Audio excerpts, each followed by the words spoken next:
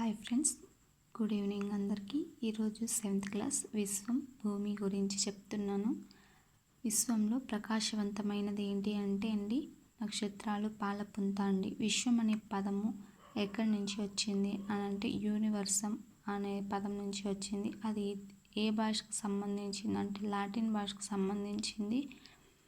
అసలు యూనివర్సమ్ అంటే మొత్తం పదార్థం అని దాని యొక్క అర్థం అన్నమాట. విశ్వం వచ్చేసి ఒక సెకండ్కి ఎంత విస్తరిస్తుంది అంటే 70 కిలోమీటర్స్ మేర విస్తరిస్తుంది. విశ్వాన్ని అధ్యయనం చేసే శాస్త్రాన్ని ఏమంటారు అంటే ఖగోళ శాస్త్రం అంటారు. దీనిని రష్యన్ భాషలో కాస్మాలజీ, ఆంగ్ల భాషలో ఆస్ట్రానమీ అంటారు. గెలీలియో మొట్టమొదటి టెలిస్కోప్ను కనిపెట్టాడు. ఈయన ఏ దేశానికి చెందిన అతను అంటే ఇటాలియన్. విశ్వ ఆవిర్భావ సిద్ధాంతం గురించి తెలియజేసేదే బిగ్ బ్యాంగ్ థియరీ అన్నమాట.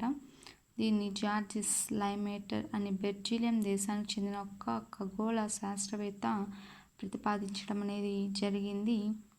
విశ్వం అనేది 13.7 బిలియన్ల సంవత్సరాల క్రితం ఒక చిన్న అణువు నుంచి ప్రారంభమైందనేసి చెప్పడం జరుగుతుంది. విశ్వంలో గ్రహాలు, నక్షత్రాలు, గ్యాలక్సీలు, ఉపగ్రహాలు, ఖగోళ వస్తువులతోటి విశ్వం అనేది ఏర్పడింది. విశ్వంలో అతిపెద్ద గ్యాలక్సీ ఏంటి అంటే హైడ్రా అన్నమాట. ఇందులో ఎన్ని నక్షత్ర మండలాలు ఉంటాయంటే 78. దాని తర్వాత ఆండ్రోమెడా, ఇది కూడా ఒక పెద్ద గెలాక్సీ అన్నమాట. విశ్వంలో ఎన్ని గెలాక్సీలు ఉన్నాయి అని అంటే 125 బిలియన్ల గెలాక్సీలు అనేవి ఉన్నాయండి.